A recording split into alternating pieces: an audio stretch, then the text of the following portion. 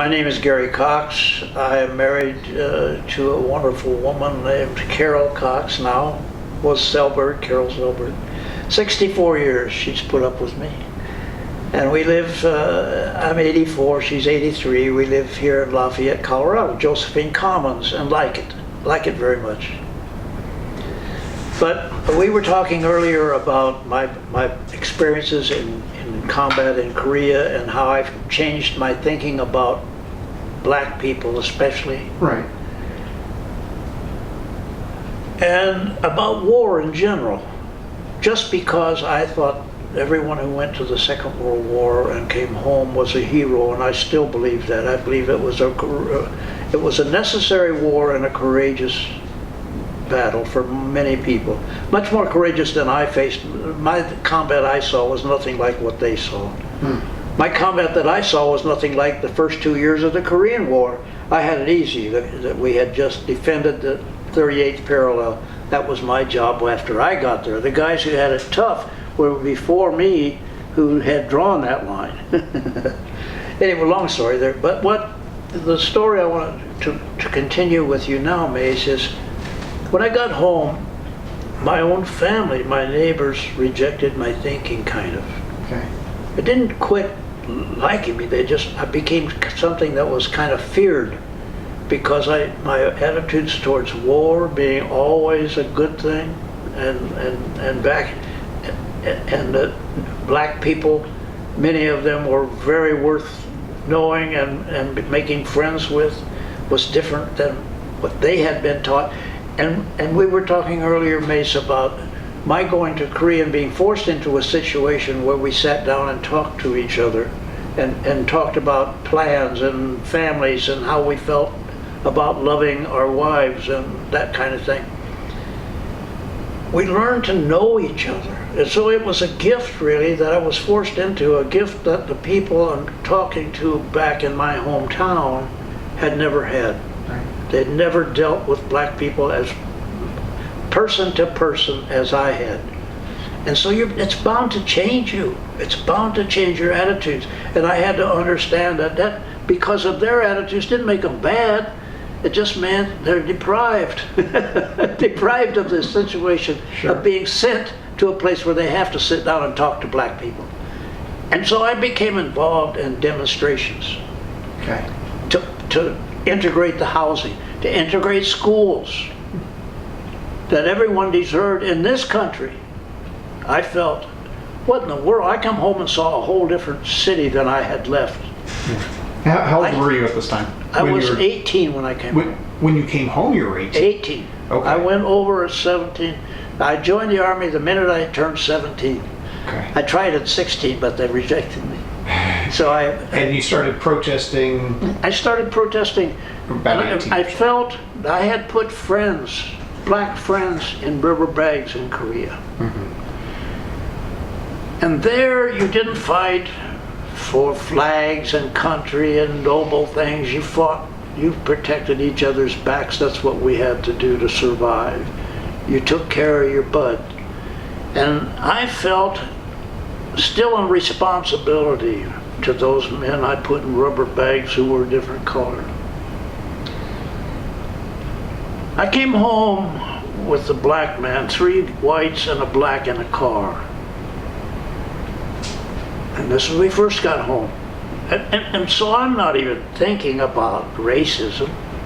That kind of had gone from my mind, because I'd been in the Army for 3 years, you know, sleeping, showering, fighting with black people, you know, have our fist fights and then get over it. Right. You know, and so it was gone from my mind, the whole idea of racism. And when we stopped, they were going to Chicago, 3 of them.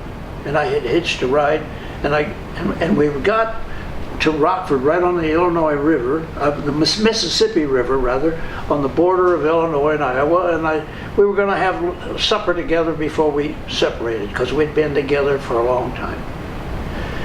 And my friend's name was Bob.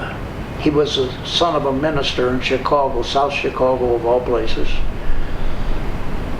which I didn't know much about. At the time, I found out later it's not a very good place to live for a black man.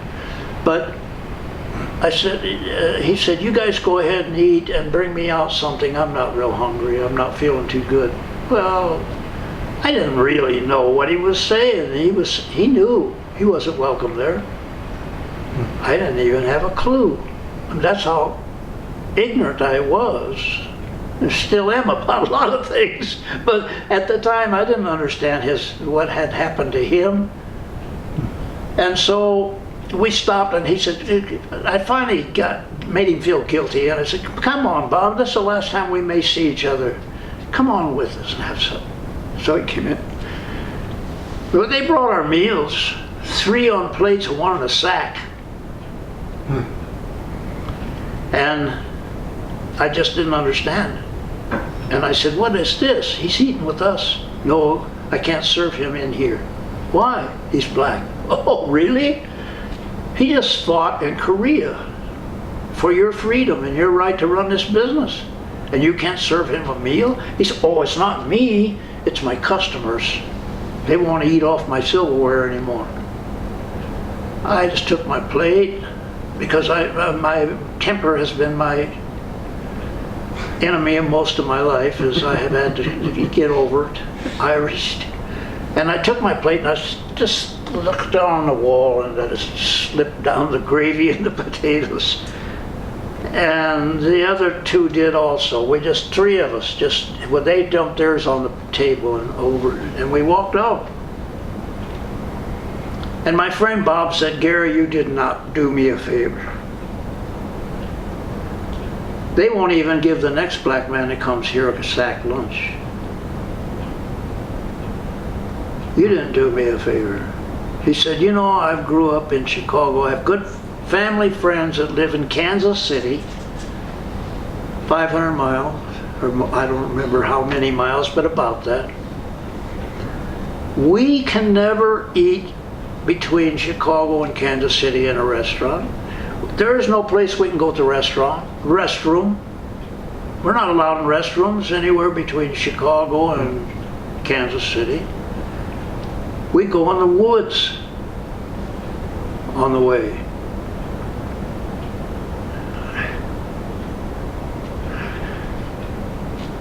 I said, you're kidding me. I fought for this. I felt very guilty to be white. And so I went home with a whole different attitude. When I got to I felt I had to defend those guys who had died for this country and they were a different color, and then to come home and be treated that way. It was embarrassing to me then. It's more embarrassing to me now. It's not the country I believe in. So I went home with a different attitude and I started demonstrating, and it upset a lot of people who used to be friends. And where was home? Home was Peoria, Illinois. I'm sorry, I should have mentioned that. Right on the Illinois River. I'm a river rat. Carol and I grew up in the same community, so we understand. I think marriages, we've led 64 years because we come from the same milieu. Her father was a coal miner at 14 years old. My dad was a truck driver about that age too, to support family. And jobs were hard to get. Not hard, they weren't nearly like it is today, but still you had to work and know somebody generally to get a good job.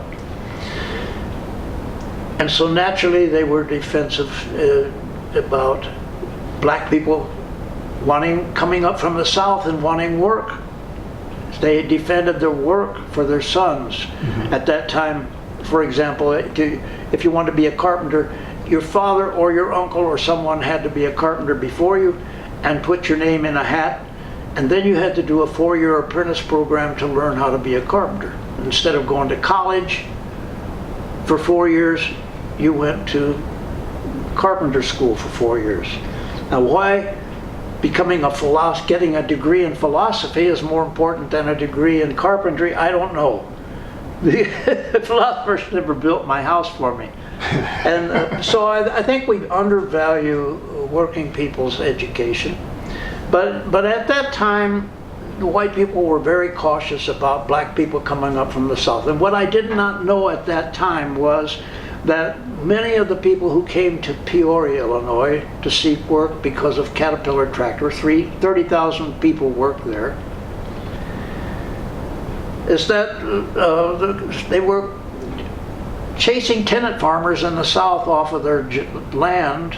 They had always been tenant farmers that lived on someone else's land but gave them part of their produce, sometimes more, sometimes less, and in order to raise their families. That's how their work was arranged. They were tenant farmers. Well, along come the farm subsidy program that gave farmers, because there was so much corn being produced or so much sugar being produced, right, the prices went to pot. And so they wanted to supply, to reduce the supply of these crops.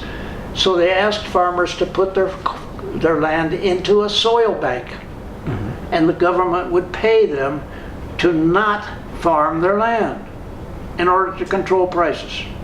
So, and the black people who had been tenant farmers were saying, well, where do we go? Go north, lots of work. Detroit, cars, Peoria, tractors.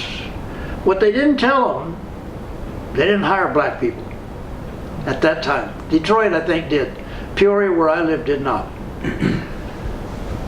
And so the black people would say, well, what do we do now? We're in Peoria. We spent everything we had saved to get here. Very tight families they were, what I found out later. They're very tight families. The men did not drink. They worked hard. In general, I mean, we're people in general. You can't say that about anybody. But in general, they worked hard. They were good family men. They took care of their children. They came to Peoria, Illinois, or Detroit. I imagine the same thing happened. And Caterpillar said, no. What's your education level? 6th grade, I had to quit and go to work on the farm. Well, we can't hire you. And so the families were destitute. So what do we do now? Well, they have aid to dependent children, it's called. But if there's a father in the home, you can't get it. He could go to work. Oh, it didn't say where. They just said he could go to work. So what happened was it broke up the families. In order to survive, the father had to move out so that the mother could say, I have no husband. Then they could get aid to dependent children, and they were put into federal homes, in which I went to work when I got home.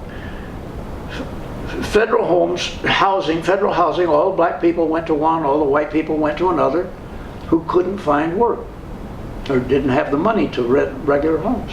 So I got involved in the civil rights movement. This is just not, to my way of thinking, how in this country people should be treated. Should have an equal chance. If you have the abilities to be a machinist and you have the intelligence to become a machinist, you should have the same right to that job as a white person. We are human beings. Mm-hmm. And let's compete. Let's compete on the level. But it isn't that way. We rigged the game. And so I started marching. I marched. I went to Memphis the week that Dr. King was killed. I sometimes would be in Peoria, Illinois, the only white person in a demonstration. And so the reporters would come to me, and they took my picture once. And they sent it to my mother, the picture, but they colored it black, colored my face black, and said, here's a picture of your nigger son. And so what you do affects your family. You know, they have to be strong too in order to support you. Yeah. Because they get ridiculed. It's your fault he's like that. You know what I'm saying? So truth, honesty, believing in something strongly, you have to really believe what you're doing is right and stand by it. And if you don't, if you feel very strongly that I need to do something for my black friends who didn't make it home, mm-hmm. gave their life for this country, If I really believe that, and I do, then I don't do a thing about it. I say, oh yeah, they really don't work very hard. They're lazy and they smell bad and they run in combat just to get along with my friends. You can never believe another word I say, my friends, Yeah. because I've been dishonest. That's not what I really think. So you have to believe something very strongly and be able to take, when you take that stand, understand it's not going to be easy. It's not even going to be easy on your children. They're going to be made fun of at school. We say your dad's a nigger lover, you know, and threatened to burn our house down in Illinois. And I mean, really, they threatened to burn our house down because I lived out in the country. This happened. And they knew I was a troublemaker. And I brought little black children who I worked in the housing at that time, black housing, and these kids had never seen a cow. So I take them out to the farm a couple at a time where we lived, and we had a pony at that time and chickens and stuff like that. And they just loved it. They loved to run, and they had never seen anything like that, you know. And the neighbors were pissed about it because they were mostly from the South and out in that area who had come up to work at Caterpillar from the South.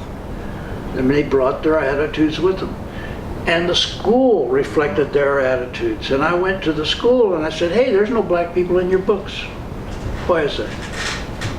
And we had a big row about that. And that's when they threatened to burn our house down. I quit, and it got to be serious. It got to be serious, and the police told me, well, I got it directly from one cop who we got along fine. He was a sergeant. And another time, a friend of mine went home, and a cop lived next door to him, his father and mother, and got talking about me, and he says, oh, you know him? You better tell him he's got, you know, he's got trouble. He's got trouble. The plans are to throw him in a dumpster dead, and they'll blame it on the black community. Because that's where it'll happen. The truth was, I'd go down there and the black people would protect me. You know why? Because I was down there to help their little brothers and sisters, not to sell drugs and not to screw their mother. I didn't go there for that reason. I went down there to help their brothers and sisters, and I didn't even know it. They watched my back. So it wasn't going to be them. But and the reason that they were going to do it is I was complaining that what they were doing, Mace, this is true, at Bradley University's in Peoria, you know, you guys are up arresting, I went to the police department, I said, you guys are arresting students up there for smoking pot. Right in my housing, I've got them getting little kids together, candy parties that's laced with heroin. The candy is laced with heroin. A little bit now, a little bit more later, a little bit until they're hooked, and then they put them to work as prostitutes to support their habit. It's happening right here, and I can show you where. And finally the sergeant said to me, Gary, lay off of this. There's some very big people in this town behind that. Don't mess with it. This is dangerous stuff. So that was, he was the first one to tell me that this is not, he didn't come right out and say that they planned to kill you. But the other guy, my friend, that's what they told him, that they were going to put you in a dumpster and blame it on black people. And it'll be believed by everyone. Except the people in the area. Yeah, right, I knew you. Yeah. Wow. Your mother has to be strong. She may not agree with you, but you're her son. So she'll defend you. But she did, I found out later, did agree with me, and but she was to keep the peace in the home, because my father was a Republican, a strong Republican, and so to keep the peace at home, she didn't ever say anything about it. She just felt bad, because sometimes we got in arguments that I feel bad about today. My father was a good man, and I didn't want him to be a prejudice. because he was a good man, that's the way I wanted him to, I wanted to remember him. And I didn't want to remember him as having racist feelings. But he did. And there's no way he could not have, the way he was raised and how he grew up and from where he came. He didn't have the opportunity to go to a foxhole and sit all night with his black friend and talk about family. You know, that changes your attitudes and your experiences, changes how you feel about things. And it doesn't make me superior to people who are racist. It just means I have to think, either they're not thinking for themselves, which happens for a lot of people, and they get along better where they come from to feel the way they do, and they just keep their mouth shut. Or they have not sat down with black people like I had to in combat and find out they're good people. Good, bad, drunk, sober, everything that we are. And so I went through that and found out, because I feel strongly that you should think for yourself, it's not as easy to do as to say. Yeah.